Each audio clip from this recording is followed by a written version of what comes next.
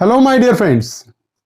Welcome back to the lecture series of Judicial Examination.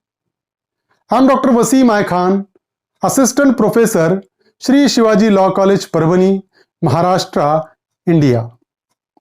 So, in today's lecture, we will discuss Section 50 to Section 52 of Criminal Procedure Code 1973. So section 50 to section 52 we will discuss under this particular lecture. In this, the provision of arrest is mentioned. So we will also discuss the question asked by the examiner on these sections and the probable question which may be asked by the examiner on this particular section. So without wasting your much time, let's start the topic.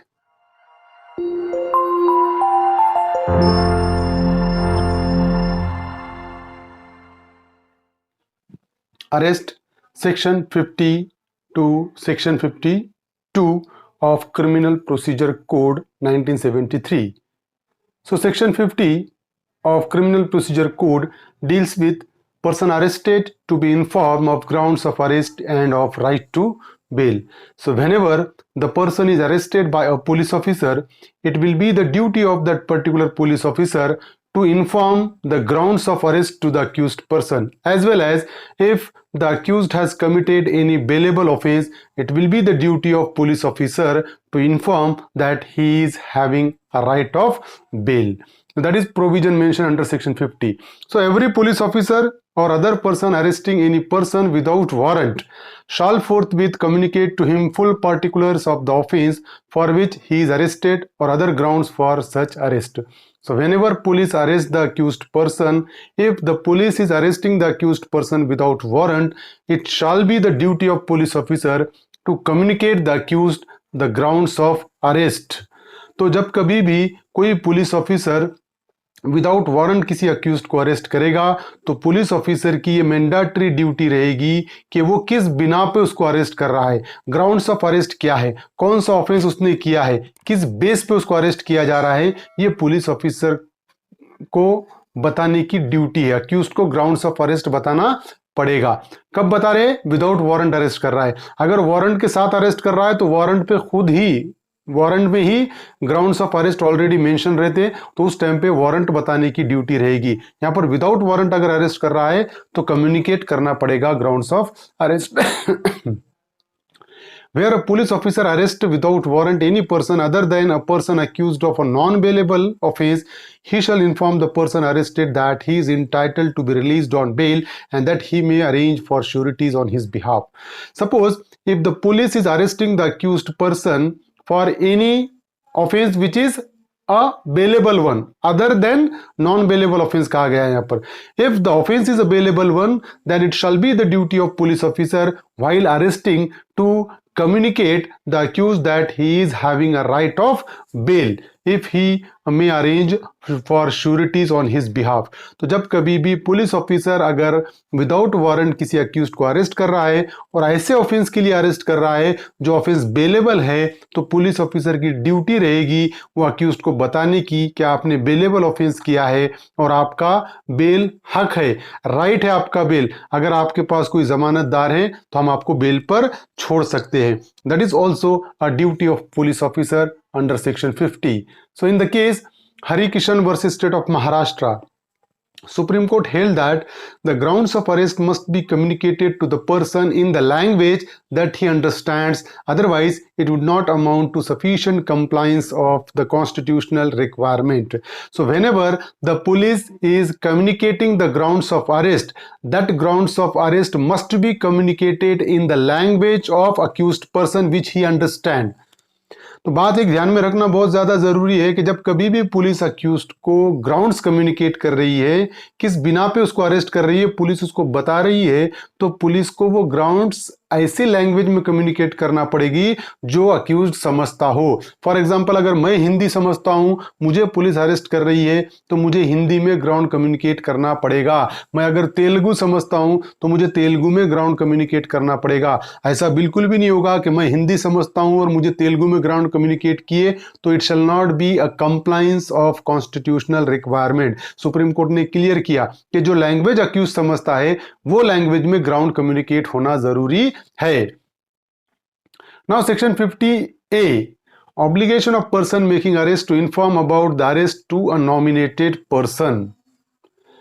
So every police officer shall inform the relatives and friends about the arrest and place where the arrested person is kept.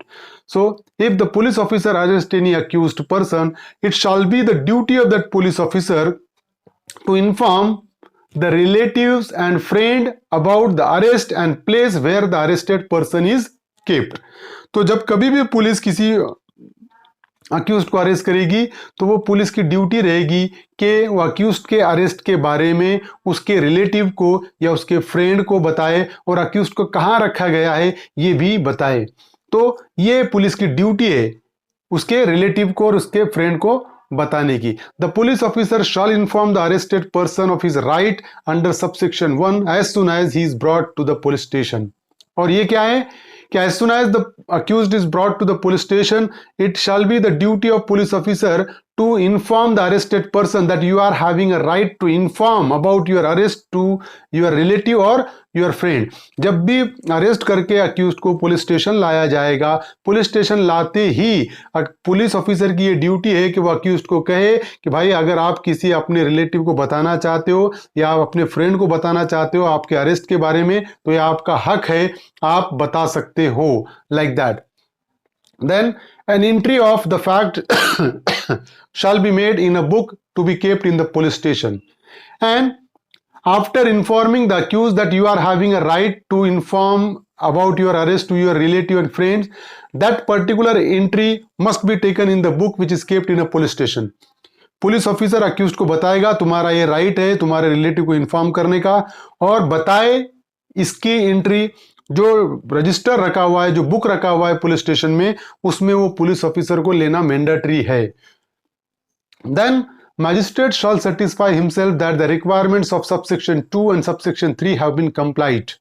जब accused को magistrate के पास लेकर जाया जाएगा तो magistrate भी खुद को कंफर्म करेगा, मैजिस्ट्रेट भी ये चीज को देखेगा कि अक्यूज को अरेस्ट करने के बाद उसके रिलेटिव को कम्युनिकेट किया गया है या नहीं, उसके फ्रेंड को कम्युनिकेट किया गया है नहीं, ये पुलिस ने ये काम किया है या नहीं किया है, ये मैजिस्ट्रेट भी कंफर्म करेगा और उसके बाद ही आगे का प्रोसेस होगा। So that is the provision mention under section 50A। Now 51, search of arrested person. So the officer making the arrest may search such person and place in safe custody all articles other than necessary wearing apparel found upon him, and where any article is seized from the arrested person, a receipt showing the articles taken in possession by the police officer shall be given to such person. Suppose if the police officer arrests any accused person, the police officer is having a power to make a search of that particular accused person and may seize all the articles other than unnecessary wearing apparels, and a receipt will be given to the accused person regarding the seizure of that particular articles. तो क्या चीजें हैं कि यहां पर जब कभी भी पुलिस ऑफिसर किसी अक्यूज्ड को अरेस्ट करेगा, अरेस्ट करने के बाद पुलिस ऑफिसर उसको सर्च कर सकता है। सर्च करने के बाद जो जो चीजें उसके पास से मिली, सिर्फ नेसेसरी वियरिंग अपैरल जो पहनना जरूरी है उसको उतार नहीं सकते, ऐसी चीजों को छोड़कर बाकी जितनी चीजें अक्यूज्ड के पास मिलती है पुलिस ऑफिसर उसको सीज कर सकता है, और सीज करने के बाद उसकी एक रिसिप्ट तैयार करेगा कि ये so and so article is seize from the accused person, कि ये आर्टिकल हमने अक्यूज्ड के पास से सीज किए, और वो इसकी एक रिसिप्ट अक्यूज्ड को दी जाएगी कि ये चीजें हमने आपके पास से सीज किया है। So that is the provision mention under section 51। अभी देखिए कि आगे का प्रोविजन है कि whenever it is necessary to cause a female to be searched, the search shall be made by another female with strict regard to decency.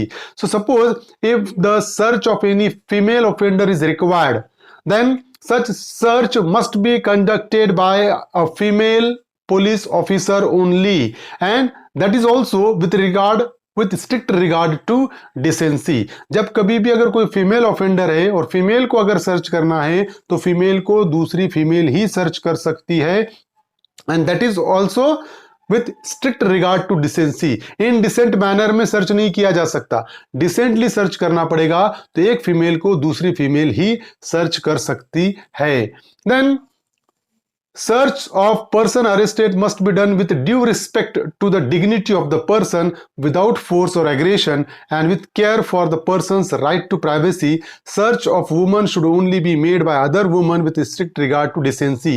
तो ये section 51 sub clause 2 में मेंशन किया हुआ प्रोविजन है कि जब कभी भी सर्च करेंगे किसी अक्यूज्ड पर्सन की तो उसके डिग्निटी का रिस्पेक्ट करना पड़ेगा, इनडिसेंट मैनर में नहीं सर्च करना पड़ेगा, उसके प्राइवेसी को ध्यान में रखते हुए उसका सर्च करना पड़ेगा, एग्रेशन नहीं, फोर्स यूज नहीं कर सकते सर्च करने के लिए. तो ये कुछ प्रोविजन है जहां मेंशन किए हुए हैं, और अगर वुमन को सर्च करना है तो दूसरी फीमेल ही सर्च उसको करेगी with strict regard to decency. That is provision under section 51. Now section 52, power to seize offensive weapon.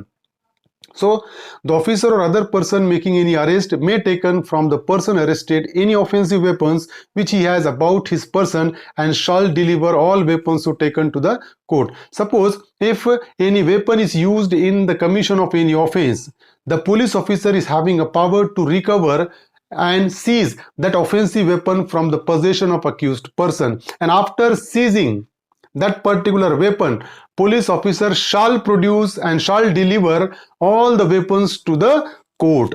तो क्या होगा कि जब कभी भी ऑफेंस में अगर कोई वेपन यूज किया हुआ हो तो पुलिस ऑफिसर का पावर है, वो पुलिस ऑफिसर अक्यूज्ड के पास से वो वेपन को सीज कर सकते हैं, जब्त कर सकते हैं, और जब्त करने के बाद उस ऑफेंसिव वेपन को कोर्ट में वो प्रोड्यूस करेंगे.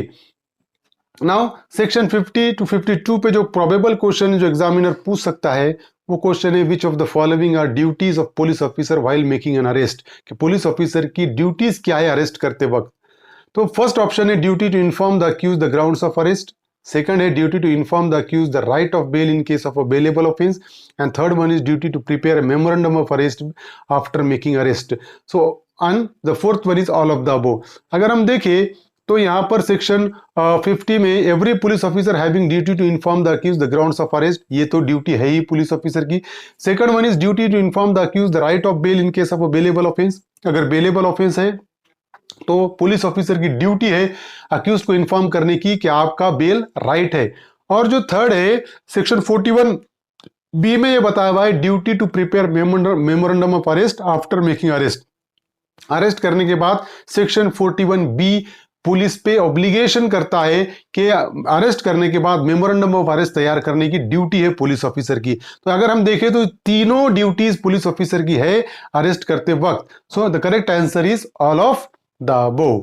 Then another probable question, which of the following statement is correct in respect of search of accused person by police officer? So first one is the receipt of seized items shall be given to the accused person. Search of female shall be made by another female. Third one is search must be made with due respect to the dignity of a person. All of the above. अगर हम यहाँ पर भी देखें तो यहाँ पर specific mention किया हुआ है सेक्शन 51 में कि जब कभी भी सर्च करोगे उसके पास से जो भी सीज किया हुआ आइटम है वो सीज कर सकते हैं. First one is search of female shall be made by another female, ये भी है. And the fourth one is search of the person arrested must be done with due respect to the dignity of a person. तो यहाँ पर तीनों चीजें किसी person को सर्च करते वक्त जरूरी है. So the correct answer is all of the above. So this is the provision section 50 to section 52 we have discussed. I hope you understand this topic. If you understand this topic, please subscribe my channel, hit the notification button, hit the like button and share this video with your friends. Thank you very much.